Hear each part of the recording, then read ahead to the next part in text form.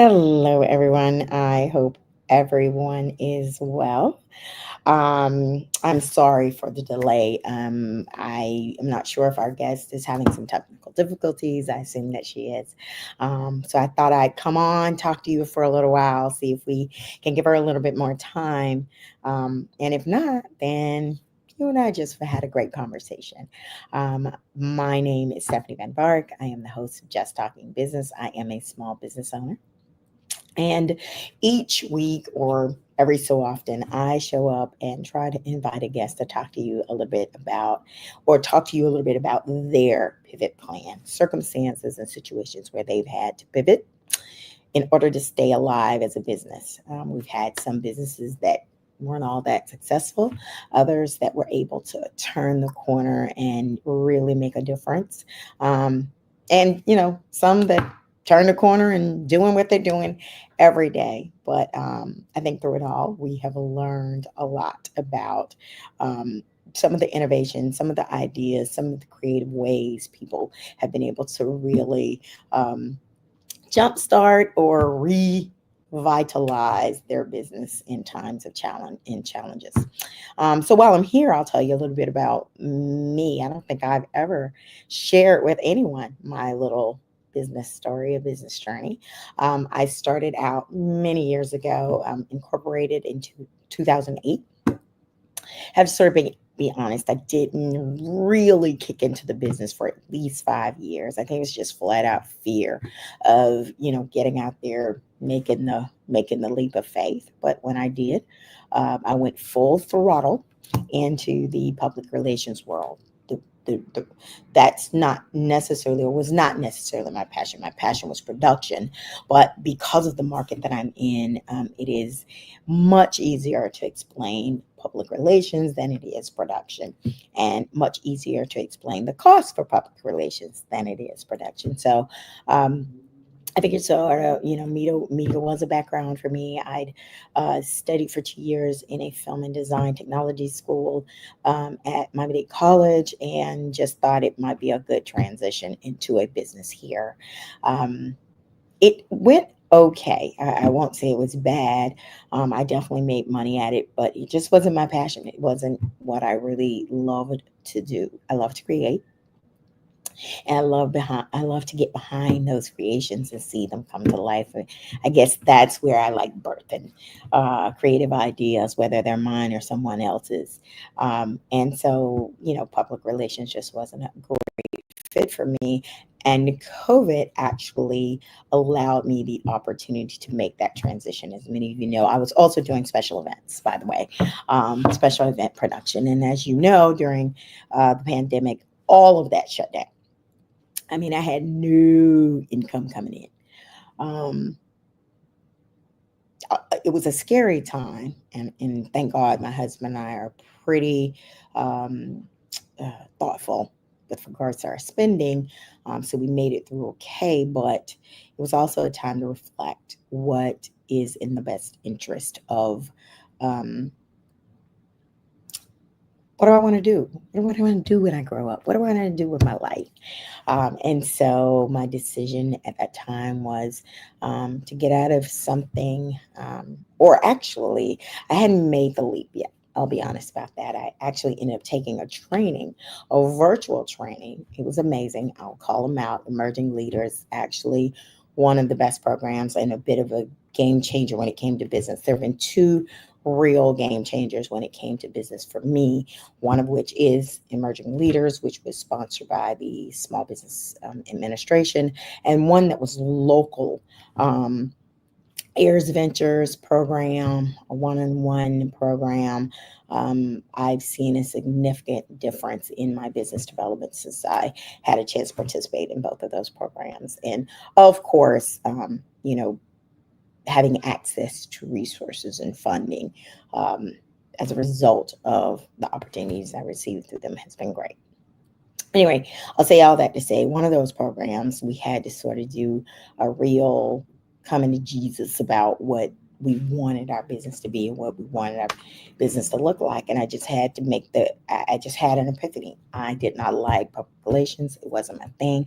I think it's necessary. And I know some people who are good friends of mine who are excellent at it, and they are, they can get things done. And I just knew that wasn't me. So it was a good time to transition, and ergo, this show was born.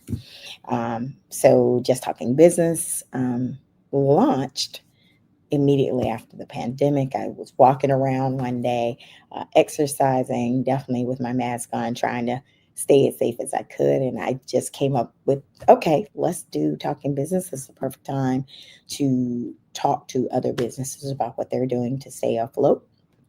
And ergo, here we are. 120 shows later, a couple of years later, there's been some ebbs and flows in terms of, the iteration of how this show has grown. We've grown considerably larger than I actually thought it would grow, because I thought it was a little more local. But I am so happy that we have 18,000, a little over 18,000 followers nationally, who tune in or check out some of our social media posts, just to find out what others may or may not be doing. So that was born, and it really set me on a new trajectory of where I felt I could be most effective in this business arena.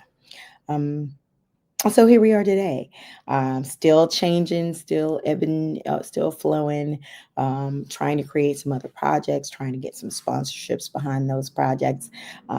Yesterday had an opportunity to be a podcast producer for another show. I was very excited about that. And so that's a good revenue stream I think we're going to go into as well as I've allowed someone to take over the show, become the host, bring their own guest, and interview that person. And as a result, get some clips that they can share on social media about their work and their product and the work product. We've had a chance to talk to folks who have just soared and really done some extraordinary things, and some people who've had to have a real coming to Jesus about how they got started and where they ended up. Just a lot of great opportunity, but in particular, a great chance to grow myself, because with each guest, I've learned something new, and something's been affirmed or reinforced in what I'm thinking I'm doing as an entrepreneur. And so we're growing, and now on a serious growth trajectory, scales trajectory, whatever that all looks like. And I'm very excited about the growth potential. Today, we were actually going to talk to a young lady that I've known now for years. She used to live in the Miami area and now has relocated. But I remember when she sort of launched into this tourism space, and we had not had a guest in the tourism space. And I was very interested to find out where we are now, with cultural tourism in particular, which is her area of expertise, especially with a new administration kind of trying to remove the DEI initiatives that were launched many years ago. So, but cultural tourism is attached to money. I did a little research, and $2.36 trillion goes into travel and tourism every year, and 40% of that is connected to cultural tourism.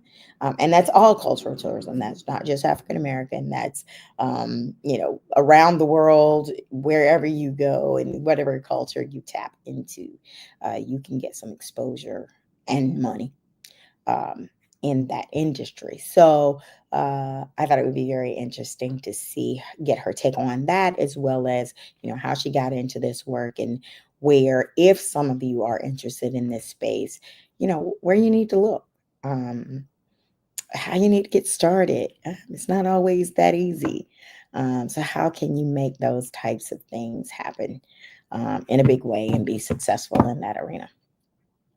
So, at any rate, I guess we will not be talking to that guest today. I have to apologize, and I'll figure out what's going on, and we'll have her on again at another date and time. But I hope my little story has been helpful in some way. Of course, I'm always trying to learn. I work a lot in a silo at home. I'm a home-based business, and work a lot in a silo. And I know I'm always tapping into my entrepreneurial friends and say, what are you doing? How are you doing that? It doesn't even matter the product. It's just, how are you? I know one of my challenges right now is manpower. I am a one-man band with two hands. And how do I manage it all? What are some automations I can put into place to make those types of things occur? Just had a chance to go to a workshop where there was a lot of conversation around that. And what are some additional revenue streams that I need to be looking at that I might be missing the boat on? So there's a lot of unpacking that kind of information as well, that we're doing. So, if you're interested in something like that, please reach out. I'm not above getting together and, virtually with some folks who want to brainstorm or just come up with some ideas together. Let's support one another. I definitely think it's a great opportunity for us to thrive. And if you're a new entrepreneur, it might not be a bad idea to get a mentor early, because there will be many, many, um, I don't want to say challenges. There'll be many lessons to learn. You'll look at them as challenges initially, but they're lessons to learn. And at some point, you will have to pivot. We all have. Um, and it may be a pivot, or you realize you need to make on your own, or it may be something like a pandemic where it's telling you it's time for you to do something different. Um, Either way, you can still be successful. So my advice to anyone that wants to hop into this space, I was just talking to a friend of mine the other day. She's new to the entrepreneurship world. First of all, entrepreneurship will challenge you mentally, emotionally, physically sometimes, but it really will also challenge your confidence. That's the word I'm looking for, your confidence. There will be moments when you just feel like an utter failure. That's entrepreneurship. Doesn't mean that you are, just means that's that day. Tomorrow's another day, another dollar. Some people have a real come to Jesus with themselves and say, I am not built to be an entrepreneur, because I don't think entrepreneurship is for everyone. And daily I question if it's for me. But so far, I guess it's worked out a little bit. Um, but suffer from imposter syndrome, suffer from, establishing your worth and having the market understand the need for that worth. Just a multitude of things that you are, that challenge you each and every day. But those who do it well do it very well, and those who have figured out they might need to take another route, they do, and they do very well as well. It's just a matter of you looking in the mirror and figuring out where are you supposed to be on this earth, and what are you supposed to be doing in this space. So anyway, we will check you out next week. We have another show with another young lady who is in the interior decorating space. So we've talked to someone in that space before, but this is someone in a different market, and I'm really, really interested in how she got started, and what has been some things she's had to do with regards to pivoting as well. Because that space is one of those things where sales and creativity have to reign supreme in order for you to be really successful in that arena, especially when you're talking about going into people's homes, and probably what you're doing is quite expensive, so you definitely got to touch a market that can afford it. So at any rate, thank you for checking us out and continuing to check us out. Again, if you are an entrepreneur or you are starting in that entrepreneurial space, reach out. Let me know what you're doing. I really want to hear what's happening, how it's going, where you think you need some support. I'll help in any way that I can.